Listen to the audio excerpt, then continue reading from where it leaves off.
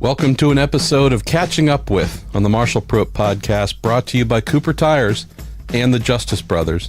Our guest this time, three-time Indianapolis 500 winner Helio Castroneves, Team Penske's enduring star, someone who has been pursuing that fourth Indy 500 win to join a very exclusive club. Al Unser, AJ Foyt, Rick Mears. It's been the quest he has remained on, even after his full-time IndyCar career wound down at the conclusion of the 2017 season. Speaking with Helio, looking at what he is going for this month, hoping to remain not just at the front of the Indy 500, but to continue his long-term 20 years now with Team Penske, that association going forward every year during the month of May. Somewhat brief episode, so please enjoy our friend Helio Castroneves here on an episode of Catching Up With, brought to you by Cooper Tires and the Justice Brothers. Helio, we're heading into month of May again, which has been Castroneves time, many, many years. Curious just to start off with, how have you adjusted to or felt comfortable with this dual role of yours, where your first race in May isn't actually at Indy, it's at Mid-Ohio in a sports car race. I know you've been enjoying that, but have you been enjoying this new chapter in your life where the 500, if anything, has become maybe a smaller portion of your annual programs than it's ever been before? Absolutely. When you have an opportunity to drive multiple series, and we're talking about with a phenomenal team, there is no question it's a incredible opportunity. If you ask me, you want to try one or another, I mean, both boards are really challenging, and been doing for 20 years IndyCar series, and I'm glad that I'm able to do that. At least the transition is becoming much more smoother, but I'm super happy to be able to do those both series in 1 year, or both driving two different cars in the same year.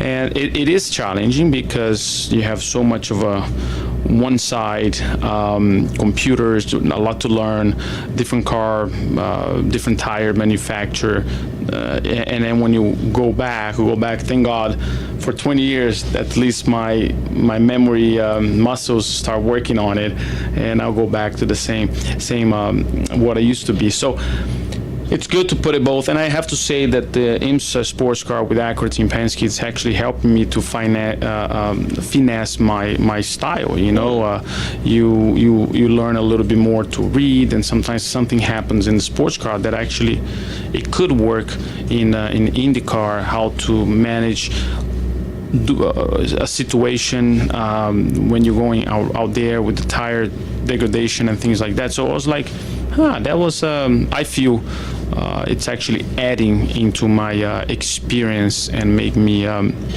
more complete driver. So in the past, before you made this full-time transition to IMSA, you would come into the month of May already being warm, already being hot, in the groove, whether it's ovals, road course, street course, but stepping into the car for the first time at the Speedway. Of course, it's always a special thing, but it was just the 5th, 7th, 8th time you'd been in the car already. What's it been like for you? We recently had the open test, where it had indeed been a little while since you were in an Indy car at the Speedway. Yeah, that was basically a year ago, coming back to Indianapolis. And the good news is Team Penske already have under the belt the kind of like an experience with the new car, new aerodynamics, and jumping in was just like, same thing as last year, which actually better because the car now it's a little more well prepared because of my other teammates, Will and Simon and Joseph. So when you have this scenario that I just explained, you jump in super confident, knowing exactly what you need to do, and try to pay attention on details. The test was about 60 degrees, 58, which was a lot cooler than what you expect that's going to be in the month of May. However, it was great to be back, just to understand. Plus, to have the new fin in front of it, which was good. Didn't bother me, that is the goal. You don't want to focus in one thing that it's right there, but it was just so great to be back in IndyCar again in the oval. How much does muscle memory, I guess mental memory as well, but how much of that is real for you, knowing your experience? But with a year off, you'd almost think if you had not, I know it's well-used analogy, but if you had not ridden a bicycle for a year, you might not be pedaling, winning the Tour de France first time you get back. But just curious, is there muscle memory that helps, or do you kind of treat it like a fresh experience? Well, it depends. First few laps obviously was not, you understand a little bit more. Whoa, it's kind of like approaching speed. You feel a little, scenarios that you're like, oh, my hand was hurting. Why? Because the position of the steering is actually different. Little details like this, but after a few runs, you're already back in the groove. It changed automatic, but I believe the oval is less dramatic than actually on a street course or road course, because you don't have the downshift, timing, approaching speed. So there is so many other things. In the oval is more about understanding the speed and what the car does. And as I said, it was so cold that it was no issue at all that day. It was kind of like a walk in the park. Let's talk about legacy a little bit. Yourself, Kanan, a few others, been there many years, won the races, unfortunately, but been there many years. I mean, Tony says, look, I don't know when I'm going to be done. I don't want it to ever be done, but I don't know how many more times I'm going to get to do this. Do you allow yourself to think about that when you come into these months of maze, knowing that it's not a full-time guaranteed thing? Well, I don't think I believe it was given an opportunity. You just gotta take it and enjoy, but also work as much as you can. Yes, even before, I don't know how long I'm gonna be here, because there was days of the contracts up. You don't know if you're gonna go back with the same team or not. It's pretty much a very similar scenario like it was used to be in the past. However, since we've been there, we achieve an amount of success. You have some sort of a respect. When you have that kind of way, so you tend into I'm not focusing noises. I'm just focusing on what I need to be done, and that's why I think it's become mature, become experience. Play around, and my goal obviously right now is to make sure that we have 4 chances with Team Penske to win a race, and I hope my chances are bigger than the others. Be disappointed if you said anything different. So looking at the state of Team Penske, Chevy, and the full-time IndyCar program, what do you see now that you've been able to step outside, be a part of the sports car program full time, but obviously also the month of May? But what do you see in terms of the strength, either the pride of what it is now with Will and Simon and Joseph being able to, build on tradition that you and many others have? But just curious what you see there. Yeah, times change. I believe before me there were so many others, like Rick Mears is one of them. Danny Sullivan was another, Alan C. Jr. And then I believe I probably was Gilles de Ferran came afterwards. I came together with Gilles, kept for a few years with Sam, Briscoe, and now the new guys, the younger generation, which is Will, Joseph, and Simon. So it's a natural way when you look the tendency when people start coming on board. It's just like business keep going. You gotta change cars, you gotta go to a better one, or just switch models, or it's just kind of like that. And Roger's been for here. This year's the 5th anniversary, so look at the longevity, and I feel that it's going to continue 50 more, and it's going to keep going. So I cherish too much the opportunity that gave me a long time ago, and I want to continue helping if I can, to the legacy of an amazing organization. And we don't put ahead of Penske. We are part of a team that it's hopefully we will continue for a long time. We just hope you'll be just a small part of it. You mentioned the 50th anniversary.